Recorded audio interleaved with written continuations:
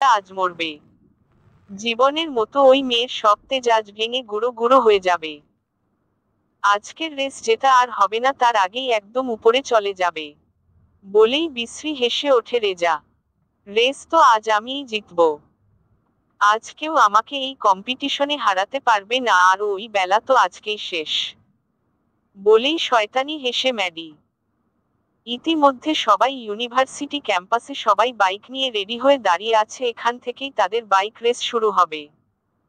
অপেক্ষা শুধু তাদের রেস শুরুর সিগন্যাল পাওয়া। চারদিকে থেকে স্টুডেন্টদের চিৎকার শোনা যাচ্ছে, তাদের সবার মুখে যার যার পছন্দের রেসারের নাম নিয়ে তাদের উৎসাহ দেওয়ার জন্য চিৎকার করছে, তবে বেশিরভাগ সবার মুখে একটাই নাম শোনা যাচ্ছে। সময় হয়ে এসেছে ইউনিভার্সিটি ক্যাম্পাসে থাকা ই ডিতে টাইম তুলে দেওয়া হয়েছে, আর কিছু সেকেন্ডের মাঝে স্টার্টিং উঠে যাবে। ট্যাগ লাইনে সারি সারি দাঁড়ানো বাইকের পাশে এসে দাঁড়ায় আরো একটা বাইক, সাথে সাথে পুরো ক্যাম্পাস চিৎকারে ভরে যায়। এখন সবার মুখে একটাই নাম, বেলা বেলা বেলা বেলা। বেলা এসে বাইক নিয়ে দাঁড়ানো পরপরই স্ক্রিনে স্টার্টিং উঠে যায়, সাথে সাথে সবাই বাইক টেনে বেরিয়ে যায়। বেলা একবার তার পিছনে বসা সারাকে দেখে নিয়ে চোখের ইশারা করে বাইক নিয়ে বেরিয়ে পড়ে। আজকের রেসে দুজন করেই আছে, একজন বাইক ড্রাইভ করছে আর একজন পিছনে বসে রাস্তা চিহ্নিত করছে। প্রতি বছরই এই রেস হয়ে আসছে I T S Pilani Goa ইউনিভার্সিটিতে, তবে প্রতিবারই আলাদা আলাদা সেকশনে থাকে। এবারেও তাদের নতুন একটা রোড এক্সপ্লোর করতে দেওয়া হয়েছে। ক্যাম্পাসে দাঁড়িয়ে বাকি স্টুডেন্টগুলো ই ডি স্ক্রিনের দিকে তাকিয়ে চিৎকার করে যাচ্ছে, যেখানে এই রেসের ভিডিও ফুটেজ দেখানো হচ্ছে। এখানে স্টুডেন্ট ছাড়াও ইউনিভার্সিটি প্রিন্সিপাল প্রফেসর, সাথে আছে আরো একজন আই পি মিস্টার সাজ রৌশন। প্রিন্সিপালের সাথে দাঁড়িয়ে তিনিও স্ক্রিনের দিকে তাকিয়ে রেস দেখে যাচ্ছেন, তবে তার চোখ আটকে আছে লাল কালো বাইকের দিকে, যেটা একদম শেষে এসে দাঁড়িয়েছিল ট্যাগ লাইনে। বেলা বাইকের স্পিড তুলে শেষের থেকে শুরু করে, এবার একে একে পাশ করে সবাইকে পিছনে ফেলে এগিয়ে যাচ্ছে সামনের দিকে। সারা বেলার পিছনে বসে রাস্তার উপরে থাকা সাইনবোর্ড দেখে রাস্তার নির্দেশনা দিয়ে যাচ্ছে, আর বেলা সেই মতো বাইকের স্পিড নিয়ে এগিয়ে যাচ্ছে। রাস্তা প্রায় শেষের দিকে হয়ে এসেছে, তবে সামনে এখনো 5 জন রয়েছে, তাদের টপকে যেতে পারলেই কেল্লাফতে। বেলা স্পিড ফুল বাড়িয়ে দিয়ে বাইক টেনে এগিয়ে যায়, এক এক করে পাশ করতে থাকে। একদম সামনে এগিয়ে যাচ্ছে ম্যাডি, আর তার পিছনে বসে আছে রেজা, যে পথ নির্দেশনা দেওয়ার সাথে সাথে পিছনে মাথা ঘুরিয়ে বেলাকে দেখে নিচ্ছিল, তবে এবার বেলাকে নিজেদের একদম কাছে চলে আসতে দেখে রেজা ভ্রু কুঁচকে ফেলে কপালে চিন্তার ভাঁজ পড়ে যায়। বসো, মেয়েটা আমাদের ধরে নিয়েছে প্রায়, রেজা বলে ওঠে। মানে তুই তো বললি বাইকের ব্রেক কেটে দিয়েছিস, তাহলে এরপরেও কি করে এখনো টিকে আছে, তাও এই রাস্তায়? ম্যাডি বাইক চালাতে চিৎকার করে বলে ওঠে। বসো, বুঝতে পারছি না আমি কিছুই, আমি তো ব্রেক কেটে দিয়েছিলাম, তাহলে কি করে এখনো আছে আমি জানি না, এতক্ষণ তো খাদে পড়ে যাওয়ার কথা এই পাহাড়ি রাস্তা থেকে, তারপরেও কি করে আছে? রেজা বলে ওঠে। ম্যাডি আর কোনো কথা না শুনে বাইকের স্পিড বাড়িয়ে জোরে চালাতে থাকে। তবে কিছু সেকেন্ডের মধ্যে বেলা একদম ম্যাডির পাশে চলে আসে। বেলা একবার মাথা ঘুরিয়ে ম্যাডির দিকে ভয়ঙ্কর তীক্ষ্ণ দৃষ্টি দিয়ে তাকিয়ে নিয়ে পাশ কেটে বেরিয়ে যায় বাইক টেনে, ম্যাডি চেয়েও আর ধরতে পারে না বেলাকে। এদিকে ইউনিভার্সিটি ক্যাম্পাসে সবাই ই ডির দিকে তাকিয়ে ছিল, তবে বেলাকে ম্যাডির থেকে আগে বেরিয়ে যেতে এবার সবাই আবারও চিৎকার করে উঠে সবাই ক্যাম্পাসের উল্টো সাইডে চলে যায়, যেখানে রেসের এন্ড পয়েন্ট করা হয়েছে। কিছুক্ষণের মধ্যেই বেলা বাইক নিয়ে এন্ড পয়েন্ট ক্রস করে ফেলে, তবে বাইক দাঁড় করাতে পারেনি। সারা পিছন থেকে চিৎকার করে সবাইকে সরে যেতে বলে ক্যাম্পাসের থাকা সাইটে গাছের সাথে গিয়ে ধাক্কা মেরে উল্টে পড়ে যায় বেলা ও সারা। এদিকে বেলার বাইকের এই অবস্থা দেখে সবাই ভয় পেয়ে যায়, আর ওদের পড়ে যেতে দেখে ওম নিশান বেদ্রোহী চিৎকার ওদের দিকে এগিয়ে আসে। সারা বেলা দুজনই দুদিকে উল্টে পড়ে গেছে। ওম রুহি গিয়ে বেলাকে টেনে তোলে, আর নিশান ওম গিয়ে সারাকে তোলে। দুজনের অল্প একটু করে কেটে ছড়ে গেছে। বেলা উঠে দাঁড়িয়ে মাথায় থেকে হেলমেট খুলে ফেলে সাথে সাথে ঝোড়ো ঝোড়ো করে পিঠ ছাড়িয়ে কোমর ছুঁয়ে যায় চুল। বেলা সারার দিকে এগিয়ে গিয়ে সারাকে জড়িয়ে ধরে, সাথে ওম নিশান বেদরোহীও ওদের জড়িয়ে ধরে। সাজ এতক্ষণ দূর থেকে দেখছিল, এতক্ষণ শুধু বেলার চোখ দুটোই দেখা যাচ্ছিল। মাথায় থেকে হেলমেট খুলতে মুখ দেখা গেছে, তবে আবারও এখনো মুখের একপাশ দেখা যাচ্ছে, আর সাজ তীক্ষ্ণ দৃষ্টি নিয়েই তাকিয়ে আছে সেই দিকে। প্রিন্সিপাল, প্রফেসর সবাই এগিয়ে যায় বেলাদের দিকে। এমন একটা দুর্ঘটনা ঘটতে ঘটতে বেঁচে গেছে। বেলা, সারা তোমরা ঠিক আছো তো? আর বাইকের ব্রেক কিভাবে ফেল করলো? প্রিন্সিপাল জিজ্ঞেস করে ওঠে। ইয়েস স্যার, আমরা একদম ঠিক আছি। আর বাইকের ব্রেক ফেল আগেই হয়েছিল, তবে বুঝতে পারিনি, শুধু সামান্যতম কানেকশন করিয়ে রেখেছিল পার্টসের সাথে। তবে সেটা মাঝ রাস্তায় গিয়ে পুরোপুরি ভাবে খুলে যায়। বেলা গুরু গম্ভীর ভাবে বলে ওঠে, ওহ মাই গড, এই হঠাৎ ব্রেক কিভাবে ফেল করলো? তোমরা আগের থেকে বাইক চেক করে নাওনি? তোমরা যে ঠিক আছো এটাই অনেক। প্রিন্সিপাল আঁতকে উঠে বলে, যার শেষ ভালো তার সব ভালো। প্রতিবারের মতো এবারও তুমি রেস জিতলে, চলো এবার ট্রফি তোমাদের জন্যে অপেক্ষা করছে। প্রফেসর রীতি বলে ওঠে। প্রফেসর রীতির কথায় সবাই হেসে সামনের দিকে পা বাড়ায়। তবে সারা পিছন থেকে কারোর ডাকে থেমে যায়, সাথে ওম বেদ নিশান রহিও। সারা পিছন ঘুরে তাকায়, সাথে সাথে তার মুখে হাসি ফুটে ওঠে। বেলা মাথা ঘুরিয়ে দেখে প্রিন্সিপাল এর সাথে দাঁড়িয়ে আছে এক সুদর্শন পুরুষ। বেলা ভ্রু কুঁচকে তীক্ষ্ণ চোখে তাকিয়ে থাকে। সারা, ভাইয়া বলেই সারা দৌড়ে গিয়ে গিয়ে সেই সুদর্শন পুরুষকে জড়িয়ে ধরে। এই তাহলে সারার ভাইয়া মিস্টার সাজ রওশন। রহি ওম বেদ নিশান বেলার পাশে দাঁড়িয়ে ফিসফিসিয়ে বলে ওঠে। হুম, তাই তো মনে হচ্ছে। ওম বলে ওঠে। বেলা কয়েক মুহূর্ত তীক্ষ্ণ দৃষ্টি নিয়ে তাকিয়ে থাকে সাজের দিকে, তারপরে চোখ ঘুরিয়ে তার পাশে দাঁড়িয়ে থাকা ওম বেদনিশান রুহিকে দেখে নিয়ে সামনের দিকে এগিয়ে যায়, কারণ সারা তার ভাইয়ের সাথে আছে, আর তার ভাইয়ের সাথে তাকে কিছু মুহূর্ত একা ছেড়ে দেওয়া দরকার। তারা কিছু পরে চলে আসবে, তাই বেলা এগিয়ে যায় বাকিদের সাথে। সারা, তুই ঠিক আছিস? কিছু হয়নি তো? আর ব্রেক ফেল কিভাবে হলো? তোরা বাইক আগে চেক করে নিসনি কেন? সাজ জিজ্ঞেস করে ওঠে। না ভাই, আমি একদম ঠিক আছি, কিছুই শুধু একটু ছড়ে গেছে এই, আর বাইক আমরা আগেই চেক করে নিয়েছিলাম।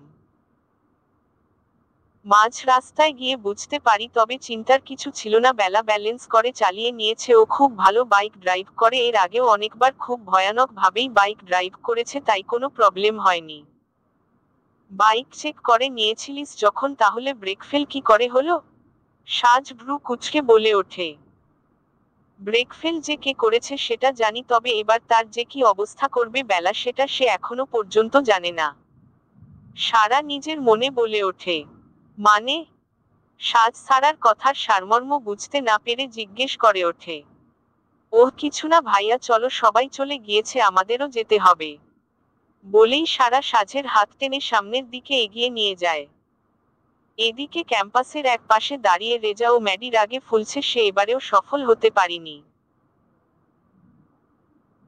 বেলাকে মেরে ফেলার চেষ্টাটাও বিফলে গেল। সে যতবার এই মেয়েকে বিপদে ফেলতে গেছে, ঠিক কোনো না কোনোভাবে বেঁচে গেছে, কিন্তু এবারের হারটা ঠিক মেনে নিতে পারছে না ম্যাডি। তাই রাগে প্রতিহিংসাতে ফেটে পড়ছে, হিংস্র চোখে তাকিয়ে আছে বেলার দিকে, আর মনে মনে আবারও প্ল্যান করছে বেলাকে মারার। তবে ম্যাডি কি জানে এবার তার সাথে কি হতে চলেছে? বেলা যে তার জন্য কি ব্যবস্থা করে রেখেছে আপ্যায়ন করার জন্য। বেলা যে তার সাথে ভয়ঙ্কর কিছু করতে চলেছে সেটা জানলে হয়তো আর বেলাকে মারার প্ল্যান না করে এতক্ষণ নিজের গা ঢাকা দিত ম্যাডি। তবে এবার দেখার পালা ম্যাডির সাথে কি হয়। অন্ধকার ক্লাসরুমের মধ্যে হাত পা বাঁধা অবস্থায় পড়ে আছে মেঝেতে, মুখের মধ্যে কাপড় গোজা, তার জন্যে মুখ দিয়ে শুধু গোঙানির আওয়াজ ছাড়া আর কিছুই শোনা যাচ্ছে না। ছাড়া পাওয়ার জন্যে হাত পা ছটকাচ্ছে, তারপরও নিজেকে ছাড়িয়ে নিতে পারছে না। বাইরে প্রোগ্রাম হচ্ছে, লাউড মিউজিক বাজছে, তাই এই সামান্যতম গোঙানির আওয়াজ বাইরে কারোর কানে যাওয়া সম্ভব নয়। আজ ইউনিভার্সিটির অ্যানুয়াল প্রোগ্রাম হচ্ছে অডিটোরিয়াম হলে, তাই সবাই সেখানেই আছে। এখন এই বিল্ডিং এ কেউ আসবেও না। এরই মধ্যে ক্লাসরুমের দরজা খুলে ভিতরে ঢুকে আসে কেউ। অন্ধকারের জন্যে মুখ দেখা যাচ্ছে না, তবে কিছুক্ষণের মাঝে অন্ধকার কেটে গিয়ে রুম আলোয় আলোকিত হয়ে পড়ে।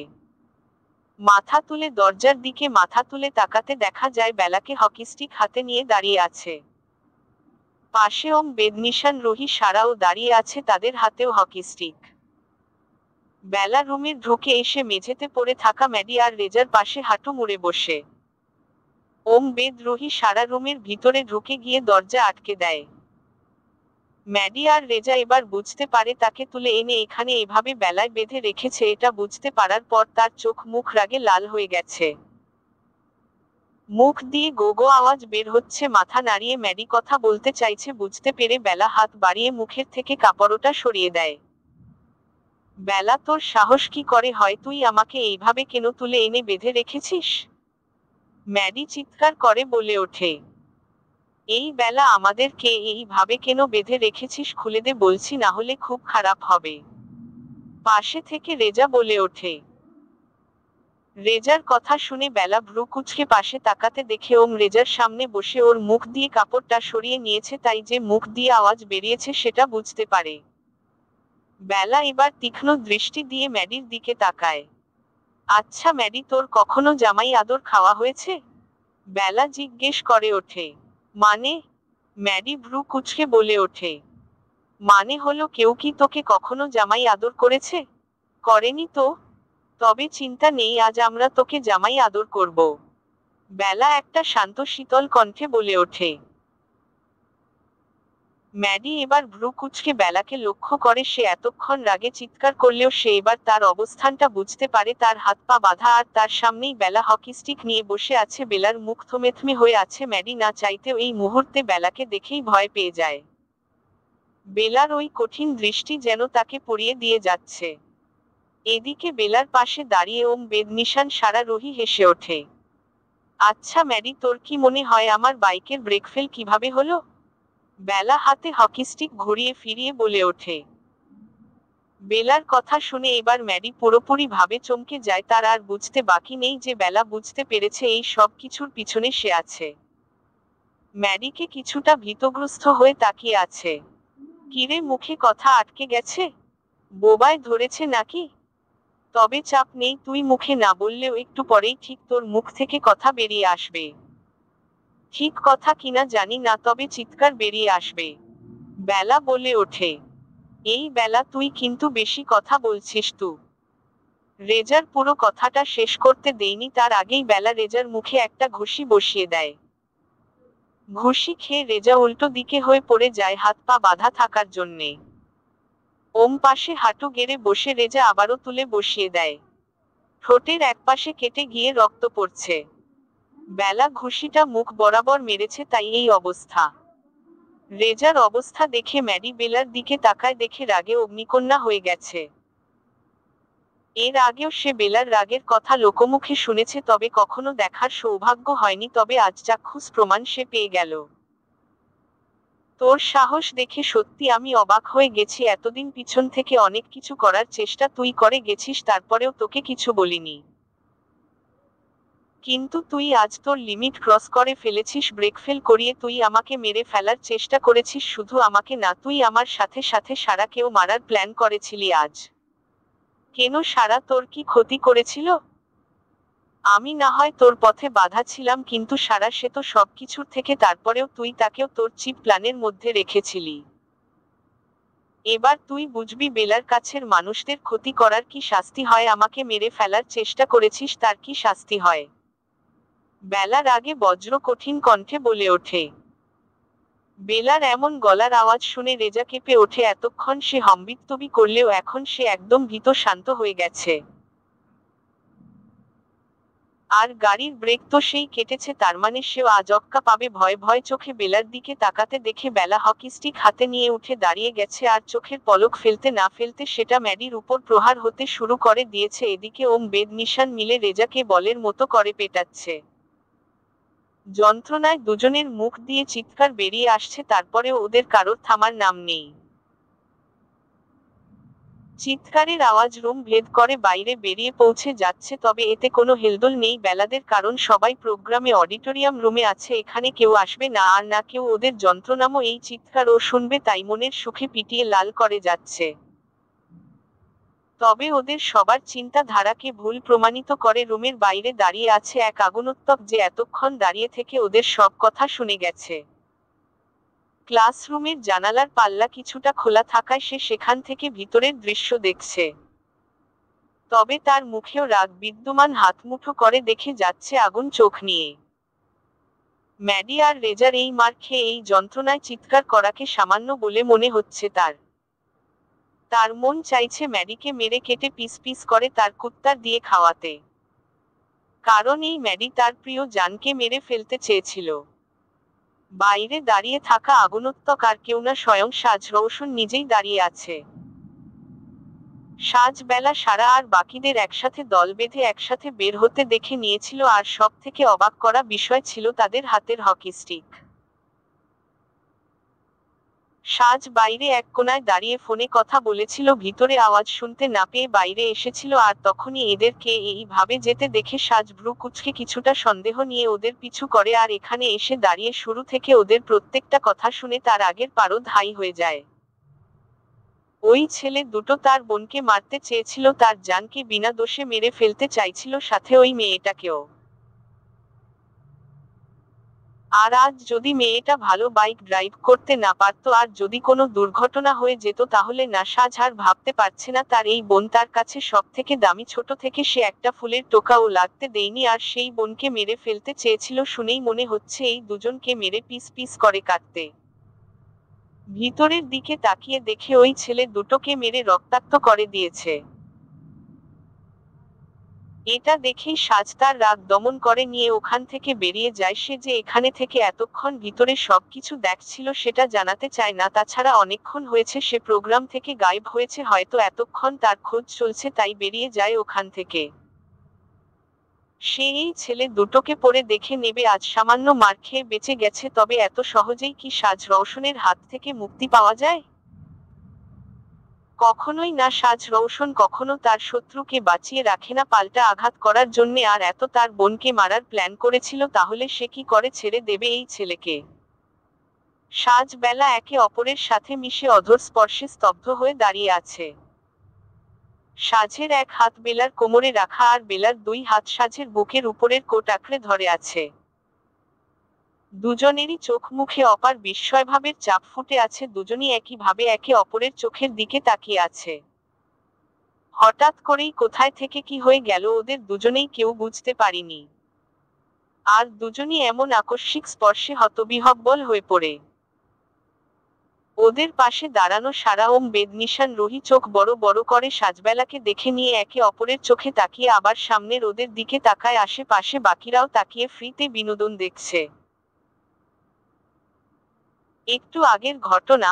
আজ বেলা ওম বেদনিশান রুহি একসাথে মিলে বেরিয়েছিল শপিং করতে, আজই তাদের গোয়ার শেষ দিন, কালকে ফিরে যাবে নিজের শহর ব্যাঙ্গালোরে। তাদের এখানের ইউনিভার্সিটি লাইফ শেষ হয়ে গেছে, শুধু অ্যানুয়াল প্রোগ্রামের জন্যে সব স্টুডেন্ট আটকে ছিল বাড়ির ফেরার আগেই, তাই শপিং করে নিচ্ছিল সবার জন্যে। শপিং শেষে বেলা সারা ওম বেদরুহি নিজেদের মধ্যে গল্প করতে করতে চলমান সিঁড়ির কাছে এসে খেয়াল না করে নিচের দিকে নামার এসক্যালেটরের দিকে থেকে সরে উপরে ওঠার দিকেই চলে গেছে। তারা একে অন্যের দিকে তাকিয়ে কথা বলতে বলতে আসছিল, তাই কোনো খেয়াল ছিল না। তাই সামনে যে কেউ আসছে বা তারা ভুল সাইটে চলে এসেছে সেটাই বুঝতে পারিনি, আর সামনে পা বাড়ানোর সাথে লেগে যায় সামনের দিকে থেকে আসা ব্যক্তির সাথে ধাক্কা। হঠাৎ ধাক্কা সামলাতে না পেরে বেলা পড়ে যেতে নিলে হাতের শপিং ব্যাগ ছেড়ে নিজেকে পড়া থেকে বাঁচাতে সামনের ব্যক্তির দিকে হাত বাড়িয়ে আঁকড়ে ধরে তাকে, আর সামনের ব্যক্তিও হঠাৎ এমন ধাক্কা সাথে তাকে আঁকড়ে ধরতে কিছুটা সামনের দিকে ঝুঁকে গিয়ে কোমরে জড়িয়ে ধরে, সাথে সাথে স্পর্শ হয় একে অপরের ওষ্ঠ। হঠাৎ এমন আকস্মিক ঘটনা, এবার দুজন দুজনের মুখের দিকে পূর্ণ দৃষ্টিতে তাকায়। বেলা পড়ে যাওয়ার ভয়ে চোখ চেপে বন্ধ করে নিয়েছিল, তবে নিজের ওষ্ঠে স্পর্শ পেতেই চোখ খুলে তাকিয়ে চোখ বড় বড় হয়ে বিস্ময়। তার সামনে দাঁড়িয়ে আছে সাজ। এদিকে সাজও কম অবাক হয়নি, সেও বিস্ময় নিয়ে তাকিয়ে আছে বেলার দিকে। সাজও মলে এসেছিল, তার বিজনেস মিটিং ছিল মলের সেকেন্ড ফ্লোরে।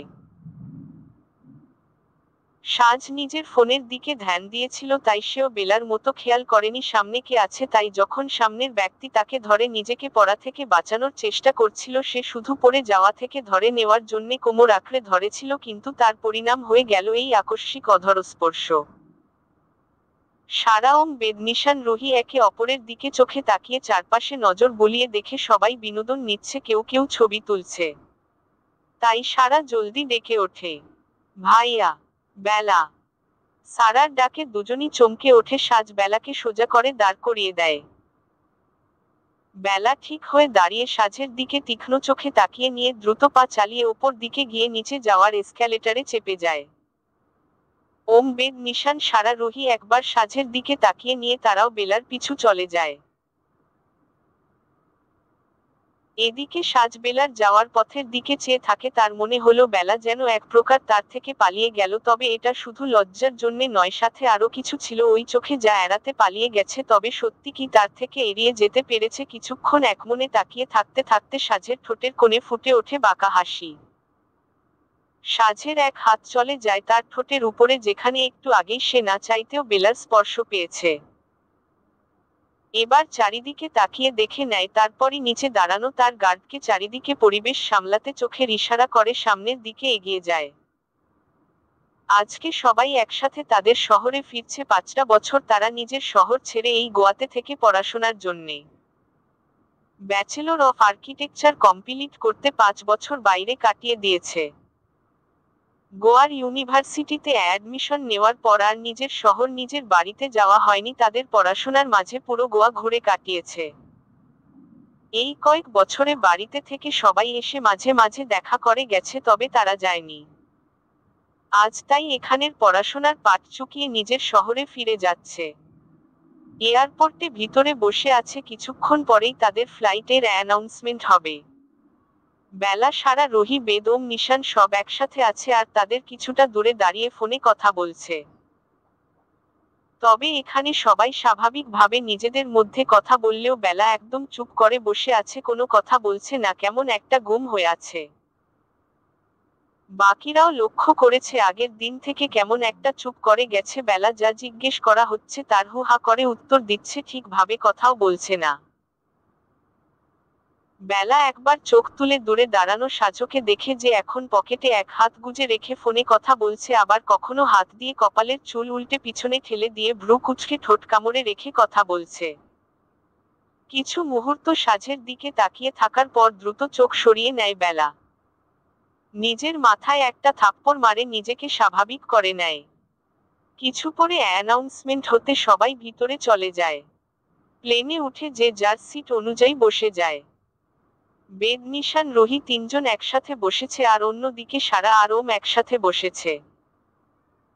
বেলা গিয়ে উইন্ডোর কাছে তার সিটে বসে পড়ে। তার পাশের সিট এখনো খালি পড়ে আছে, সেদিকে বেলা একবার তাকিয়ে নিয়ে জানালার বাইরে তাকায়। কিছুক্ষণ পরই বেলা অনুভব করে তার পাশে কেউ এসে বসেছে। মাথা ঘুরিয়ে পাশে তাকাতে কিছুটা চমকে যায় বেলা। তার পাশে সাজ এসে বসেছে। বেলা কিছুক্ষণ অবাক হয়ে সাজের দিকে তাকিয়ে আবারও মাথা ঘুরিয়ে নেয়। বেলা যে এখানে বসে আছে সেটা সাজ যেন দেখতেই পায়নি, এমন একটা ভাব করে বসেছে। বেলা মাথা ঘুরিয়ে আবারও উইন্ডোর দিকে তাকিয়ে বসে থাকে। সাজ একবার কোনা চোখে তাকিয়ে দেখে মেয়েটা এখন চোখ বন্ধ করে নিয়েছে আর তার থেকে সরে কিছুটা গুটিয়ে বসে আছে। সে সকালেও খেয়াল করেছে মেয়েটা কেমন চুপ হয়ে গেছে। কালকের ঘটনাটা নিয়ে মনে হয় এখনো স্বাভাবিক হতে পারিনি। আর ফের এখন তাকে পাশে বসতে দেখে কেমন নিজেকে গুটিয়ে নিয়েছে। সাজ বেলাকে কিছুক্ষণ দেখে নেয়, তার মুখে বাঁকা হাসি ফুটে ওঠে আবারও। তবে সাজের এই মুখের হাসি বেলা দেখতে পায় না। সাজের মনে যে কি চলছে সেটা একমাত্র সাজই জানে। প্রায় 1 ঘন্টা পরেই প্লেন ল্যান্ড করে ব্যাঙ্গালোর। সবাই একসাথে এয়ারপোর্ট থেকে বেরিয়ে আসে। তবে তারা এসে দাঁড়াতে না দাঁড়াতে হঠাৎ সামনে থেকে একটা মেয়ে ছুটে এসেই সাজকে ঝাপটে জড়িয়ে ধরে। হঠাৎ করে এমন ঘটনা ঘটতে সবাই চমকে সাজ আর ওই মেয়ের দিকে তাকায়। আর বেলার মুখে ফুটে ওঠে তাচ্ছিল্যের হাসি। Oh baby, I miss you so so much. সাজের গলা জড়িয়ে ধরে বলে ওঠে, দিশা সোজা হয়ে দাঁড়াও। সাজ কিছুটা রুক্ষ ভাবে বলে ওঠে। দিশা সাজের কথা শুনেই চুপ করে সোজা হয়ে দাঁড়িয়ে যায়, তবে সাজের হাত জড়িয়ে রাখে। বাকিরা এতক্ষণে ওদের দেখলেও এবার চোখ সরিয়ে নেয়, কারণ তাদের এই মেয়ের ঢং দেখার কোনো ইচ্ছে নেই। সারা, ওম, নিশান, বেদ, বেলা, রুহি একটু সাজ আর দিশাকে ছেড়ে একটু সামনে এগোতে তাদের পাঁচজনের উপরে ঝাঁপিয়ে পড়ে কেউ সাজ আর দিশা ভ্রু কুঁচকে তাকিয়ে আছে ওদের দিকে। Bela, baby, I miss you so much. বেলার গলা জড়িয়ে রেখেই লাফাতে লাফাতে বলে ওঠে, I am also miss you Tusun. Bela বলে ওঠে, হে, তোমাদের কি খবর? আমি তোমাদের কেউ মিস করেছি অনেক। টুসুন বলে ওঠে, শান্তা বেবি, আমিও তোমাকে মিস করেছি। সারা জড়িয়ে ধরে বলে ওঠে, এই যে আমিও এখানে আছি কিন্তু।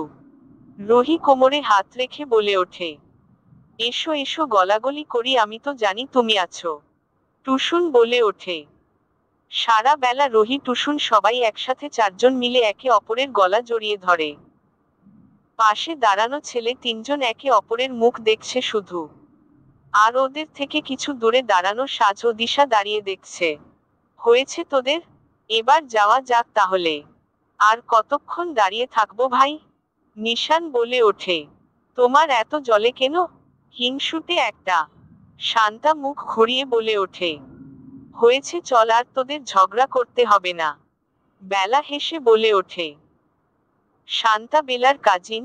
সারা, রুহি এদের দুইজনের সাথে শান্তার পরিচয় থাকলেও ওম, বেদ, নিশানের সাথে তেমন একটা পরিচয় নেই। তবে এর মধ্যেও নিশান আর শান্তা, এদের মধ্যে খটমটে লেগেই থাকে। এদের মধ্যে কি সমস্যা জানা নেই, তবে নিশান শান্তাকে দেখলেই গা জ্বালা দেওয়া কথা শুরু করে আর শান্তাও রেগে যায়। প্রায় তাদের দেখা হলে ছোটখাটো ঝগড়া লেগেই থাকে। এয়ারপোর্ট থেকে বাইরে বেরিয়ে একে একে সবাই বেরিয়ে যায়। সারা গিয়ে তাদের গাড়িতে উঠে বসে, তবে তার মনে কিছুটা মেঘ জমা হয়েছে। কিছুক্ষণ পর সাজো দিশা চলে আসে। সারা ওদের দিকে একবার দেখে নিয়ে জানালার বাইরের দিকে মুখ করে রাখে। সাজ একবার তার বোনের মুখের দিকে তাকিয়ে ঠোঁট টিপে হাসে, তবে দৃষ্টির আড়ালে। এদিকে বেদ, নিশান, ওম তারাও বেরিয়ে যায়। শান্তা আর বেলা পার্কিং গিয়ে শান্তার আনা তার বাইকে উঠে পড়ে। শান্তাও বেলার পিছনে বসে পড়ে। আজ সে অনেকদিন পর আবারও বেলার সাথে বাইকে রাইড করবে। বেলা গোয়া থাকাকালীন শান্তা গিয়েছিল, তখনও বেলার সাথে ঘুরে বেরিয়েছে। বেলা খানবাড়ির সামনে এসে গেটের বাইরে দাঁড়িয়ে যায়, গেটের ভিতরে যায় না আর না বাড়ির দিকে তাকায়। শান্তা বাইক থেকে নেমে মলিন মুখে বেলার সামনে দাঁড়ায়। বেলার মুখের দিকে তাকিয়ে দেখতে পায় মুখটা কেমন কঠিন হয়ে আছে। আজও বাড়ির ভিতরে আসবি না? যে বাড়ি আমার নয় সেখানে যাওয়ার তো কোনো প্রশ্নই ওঠে না। বেলা কঠিন ভাবে বলে ওঠে।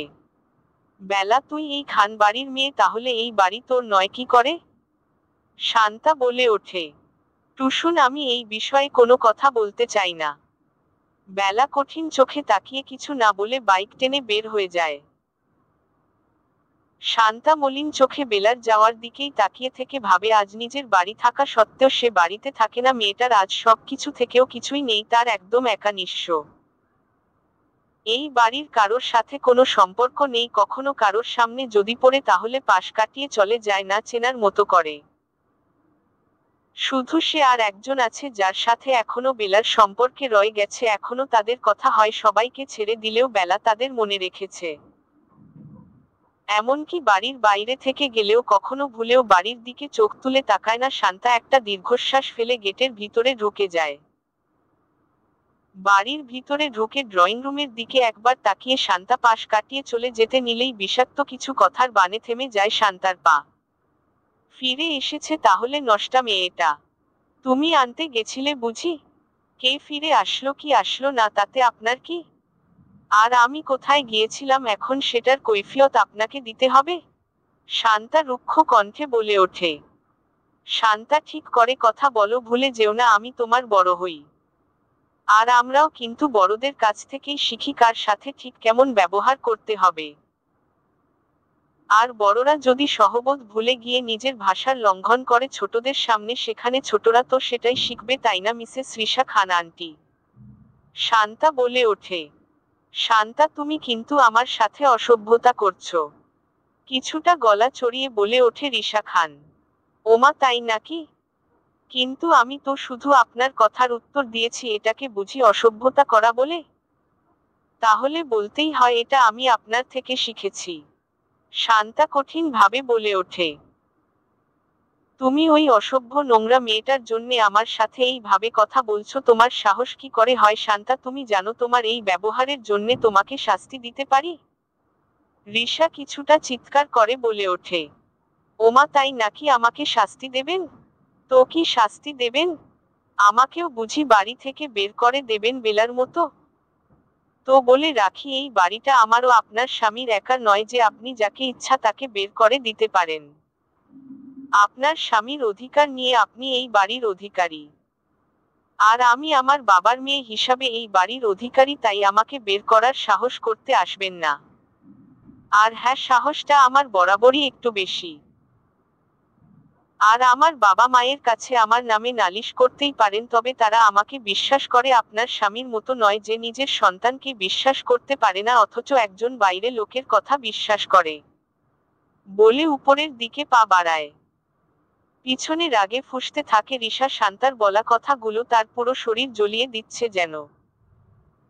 রওশন ম্যানশনের ভিতরে গাড়ি এসে থামতে সারা কোনো কথা না বলে চুপচাপ বাড়ির ভিতরে ঢুকে যায়। সাজ সারার যাওয়ার দিকে তাকিয়ে মুচকি হেসে সেও বাড়ির ভিতরে চলে আসে। সারা বাড়ির গেটের কাছে দাঁড়িয়ে বেল বাজানোর আগেই তাকে কেউ কোলে তুলে নেয়। সারা ভয় পেয়ে কিছুটা চিৎকার করে ওঠে।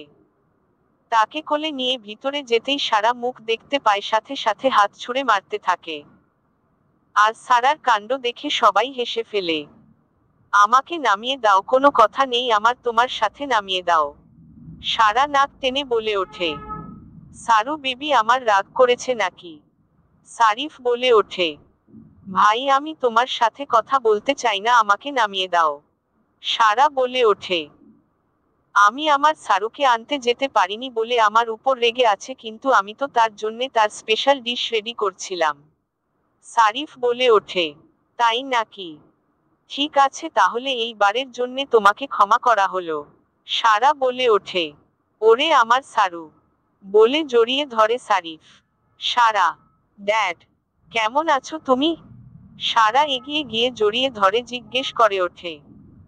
আমি তো ভালো আছি, আর এখন আমার সারামা ফিরে এসেছে আরো ভালো হয়ে গেছি। সামাদ রৌশন মেয়ের মাথা স্নেহের স্পর্শ বলিয়ে বলে ওঠে। সারা, কেমন আছো তুমি? কতদিন পর ফিরে এলে বাড়ি। তুমি জানো আমি তোমার জন্যে রান্না করতে চাইছিলাম তোমার পছন্দের, কিন্তু সারিফ নিজেই করে নিল। আর দিশা তো কত খুশি তুমি ফিরে আসছো বলে, সকাল থেকে শুধু টাইম দেখে গেছে তোমার ফ্লাইটের। মিসেস দোলা মির্জা বলে ওঠেন। হ্যাঁ আন্টি, আমি জানি তো, দিশা দি আমাকে এতই মিস করছিল যে আমাকে এখনো পর্যন্ত সে দেখতেই পাইনি, আর কথা তো দূরে থাক। সারা বলে ওঠে দূরে দাঁড়ানো সাজের পাশ ঘেঁষে দাঁড়ানো দিশার দিকে তাকিয়ে। ভাই, আমি ফ্রেশ হয়ে আসছি, তারপর তোমার হাতে খাবো। বলেই উপরের দিকে চলে যায়। এদিকে সারার কথা শুনে দিশা জোর করে মুখে হাসি টানার চেষ্টা করে, আসলেই সে সারার সাথে একটাও কথা বলেনি, সারাক্ষণ সাজের সাথে কথা বলে গেছে। দোলা দেবীও নিজের বলা কথায় আর নিজের মেয়ের কাজে বিরক্ত হয়ে যায়। সারিফ একবার ওদের দেখে নিয়ে ভিতরে চলে যায়। বেলা অন্ধকারের মধ্যে দিয়ে নিজের ফোনের ফ্ল্যাশ অন করে বাড়ির মধ্যে ঢোকে। বাড়ির মধ্যে ঢোকার সময়ও বেলা আরো বেশি অবাক হলো। বাড়ির মেইন দরজা খোলা, কলিং বেল বাজিয়ে দাঁড়িয়ে থাকতে হয়েছে কেউ আসছে না দেখে। দরজায় আঘাত করতে গিয়ে দেখে দরজা খুলে রাখা, আলতো করে ধাক্কা দিতে পুরো খুলে যায়।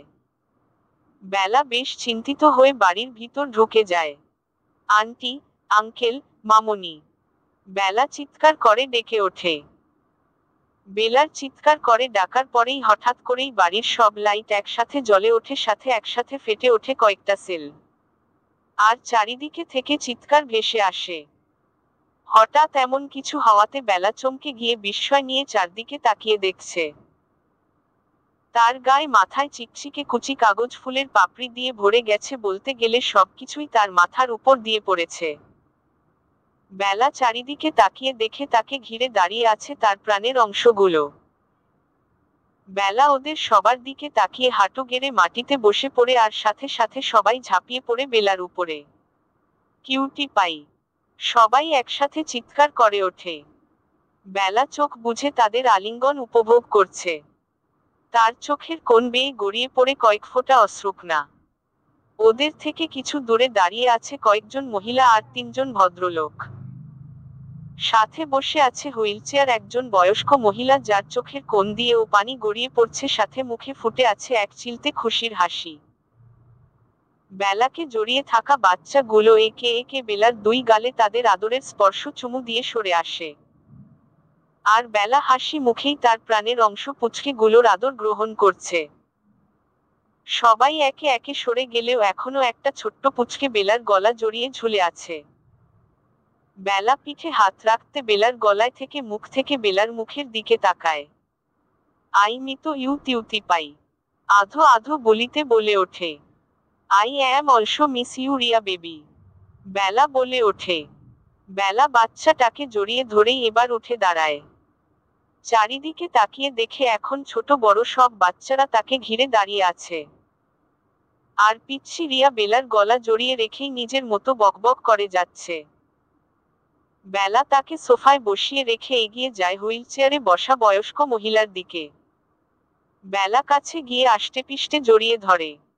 তিনি আবেগে জড়িয়ে নেয় নিজের সাথে। বেলার মুখ দিয়ে অস্ফুটে বলে ওঠে, নানিমা! আমার বাচ্চা, কেমন আছিস তুই? কান্না ভেজা গলায় বলে ওঠে বয়স্ক মহিলা। আমি ভালো আছি। আর দেখো, এখন তো আমি ফিরে এসেছি, এরপর থেকে আমি একদম বিন্দাস থাকবো। বেলা মুখে হাসি ফুটিয়ে বলে ওঠে। বয়স্ক মহিলা বেলার মাথা নিজের কাছে টেনে নিয়েই কপালে স্নেহের স্পর্শ বুলিয়ে দেয়। আমি কিন্তু জানি আমার এখানে না থাকায় তুমি খুব অনিয়ম করেছো, যেটা এখন আর চলবে না। এখন থেকে সম্পূর্ণ রুটিন মেনেই তোমাকে চলতে হবে। বেলা কিছুটা আদেশের সুরে বলে ওঠেন। কেমন আছো বেলামা? পাশে দাঁড়ানো একজন মহিলা বলে ওঠে। আমি ভালো আছি মামনি।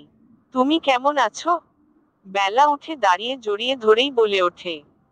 এই যে আমাদের সবার মা ফিরে এসেছে, এবার আমরাও ভালো আছি। বেলার মামনি অর্থাৎ আসিয়া বেগম বলে ওঠে। আঙ্কেল কেমন আছেন? বেলা পাশে দাঁড়ানো ভদ্রলোককে বলে ওঠে। আমিও ভালো আছি বেলামা। হেসে বেলার মাথায় হাত বুলিয়ে দিয়ে বলে ওঠে। বেলা সবার সাথে কথা বলে নিয়ে একবার বাড়ির চারিদিকে তাকিয়ে নেয়।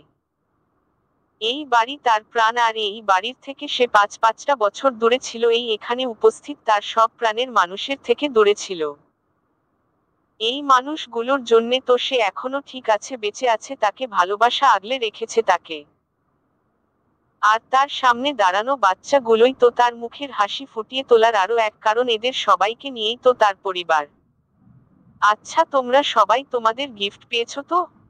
বেলা সব বাচ্চাদের দিকে তাকিয়ে বলে ওঠে। হ্যাঁ। সবাই একসাথে চিৎকার করে বলে ওঠে। হ্যাঁ রে বেলা, নিশান এসে সব দিয়ে গেছে, তোর লাগেজ তোর রুমে পাঠিয়ে দেওয়া হয়েছে, তুই গিয়ে ফ্রেশ হয়ে আয়, তারপর সবাই একসাথে খেতে বসবে। তোর জন্যে ওরাও না খেয়ে বসে আছে যে। আসিয়া বেগম বলে ওঠে। আচ্ছা ঠিক আছে, আমি খুব তাড়াতাড়ি আসছি, তোমরা ততক্ষণ বসে পড়ো। বেলা হেসে উপরের দিকে দৌড় দেয়। আর বেলার এই কাণ্ড দেখেই সবাই হেসে ফেলে। বেলা বড় হলেও সে এখনো বাচ্চা রয়ে গেছে, তবে তার এই চরিত্র তখনই প্রকাশ পায় যখন সে এই সবার মাঝে থাকে, তাছাড়া বাইরের সে কঠিন আর গুরু গম্ভীর হয়ে থাকে। 15 বছর বয়সে বেলা তার বাড়ি ছেড়েছিল, আর তারপরই থেকে সে এখানেই বেড়ে উঠেছে, প্রত্যেকটা মুহূর্ত নিজের সাথে লড়াই করে গেছে। এটা বেলার নিজের মায়ের বাবার বাড়ি, যেটা এখন বাড়ি কম অনাথ আশ্রমে পরিণত হয়েছে। আর বয়স্ক মহিলা মায়া চৌধুরী হলেন বেলার নিজের মায়ের মা, তার নানিমা, যেই একমাত্র তার সম্বল হয়ে বেঁচে আছেন, তার মাথার উপর ছায়া হয়ে দাঁড়িয়ে। বেলা খান বাড়ি ছেড়ে 15 বছর বয়সে এই চৌধুরী বাড়ি চলে আসে। তারপর থেকে তার ইচ্ছে মতো এই বাড়ির একপাশে বাড়ির সাথে জয়েন্ট করেই আরো একটা বিল্ডিং করা হয়, যেটা মূলত বাচ্চাদের জন্যে। আর তারপর চৌধুরী বাড়ির নাম পাল্টে হয়ে যায় মায়ানীর, যেখানে অনাথ বাচ্চাদের বাসস্থান শুরু হয়। বেলা নিজের পরিবার পরিজন ছেড়ে অনাথ হয়েছে, তাই সে নিজের উদ্যোগে অনাথ বাচ্চাদের দায়িত্ব নেয়, কারণ সে চায়নি তার মতো এমন বাচ্চারা কষ্টে অনাদরে বড়, যাদের পরিবার থেকেও নেই। সে হয়তো সবাইকে নিরাপত্তা দিতে পারেনি, কিন্তু যতটা পেরেছে করে গেছে। এখন বেলার কাছে এরাই তার সব কিছু। রাতের অন্ধকার, চারদিকে ঝিঝি পোকাদের ডাক শোনা যাচ্ছে। বাইরে শীতল হাওয়া বইছে। বেলা বারান্দার গ্লাস খুলে রেখেই কাউচের উপর বসে কোলের উপর ল্যাপটপ নিয়ে নিজের কাজে ব্যস্ত হয়ে আছে। বাইরের মৃদু হাওয়া বারান্দার পর্দাগুলো উড়ছে, সাথে রুমের মধ্যে বসে থাকা বেলার শরীর ছুঁয়ে যাচ্ছে, কপালের উপরে কিছু চুল গড়াগড়ি খাচ্ছে। সেদিকে বেলার কোনো খেয়াল নেই, সে তো তার মতো করে ব্যস্ত হয়ে আছে কালকে যার তার অনেক বড় একটা কাজ, যেটা তাকে যেকোনো ভাবে সম্পূর্ণ করতেই হবে। স্যার, সব কিছু রেডি আছে। আর এই ফাইলে সমস্ত ডকুমেন্ট আছে ম্যাডামের, আপনি যা চেয়েছিলেন। আকাশ বলে ওঠে। বাইরের নিকষ কালো অন্ধকারের দিকে এক নমস্কার দৃষ্টিতে তাকিয়ে দাঁড়িয়ে আছে সাজ, তার চোখে মুখে খেলা করছে অদ্ভুত রহস্যের মায়া জাল, মনের মধ্যে কষে চলেছে কিছু হিসেব। আকাশের কথা শুনে এই মুহূর্তে নিজের মধ্যে চলতে থাকা সমস্ত করতে থাকা হিসেব বন্ধ রেখেই পিছনে ফিরে দাঁড়ায়। আকাশের হাতের থেকে ফাইল নিয়ে খুলতে বেরিয়ে আসে একটা হাস্যোজ্জ্বল স্নিগ্ধ মুখের ছবি। যে মুখের দিকে তাকালেই সাজের সমস্ত মনে প্রাণে অদ্ভুত প্রশান্তি বয়ে যায়।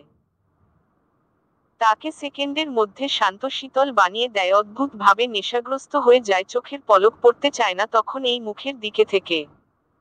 অদ্ভুত আসক্তিতে গ্রাস করে এই মুখ। স্যার, কালকে 11টায় মিটিং ফিক্সড করা হয়েছে। আকাশ কিছুটা মুচকি হেসে বলে ওঠে। ওকে। সাজ কিছুটা রহস্যময়ী হাসি দিয়ে বলে ওঠে। আকাশ তার স্যারের মুখের হাসি দেখে আর কোনো কথা না বলেই সে রুম থেকে বেরিয়ে যায়। আর সাজ সে হাস্যোজ্জ্বল মুখের ছবিটির দিকে তাকিয়ে রহস্যময়ী হাসি দিয়ে বলে ওঠে। অনেক হয়েছে তোমার দূরে দূরে থাকা। তোমার দূরে থাকার সময় শেষ, এতদিন যা ইচ্ছে করে গেছো নিজের মনের মতো করে। তোমাকে এতদিন ছাড় দিয়ে রেখেছিলাম, কিন্তু এবার সময় হয়েছে কাছে আসার, তোমাকে নিজের করে নেওয়ার। কাল থেকে শুরু হবে তোমাকে একটু একটু করে আমার মাঝে জড়িয়ে নেওয়া, যেখান থেকে তুমি চাইলেও আর মুক্ত হয়ে পালাতে পারবে না। তোমাকে আমার মাঝে বাধা পড়তেই হবে। আমার ভালোবাসার আসক্তির মাঝে জড়িয়ে নেব তোমায়। চলবে? হ্যালো কলিজার বন্ধুরা, গল্পটি কেমন হলো একটা কমেন্ট করে জানাবেন। আপনাদের মনছোঁয়া ভালোবাসা দিয়ে চ্যানেলটিকে সাবস্ক্রাইব করে রাখবেন। এই গল্পের অংশ পরের গল্পতে পেয়ে যাবেন। ধন্যবাদ।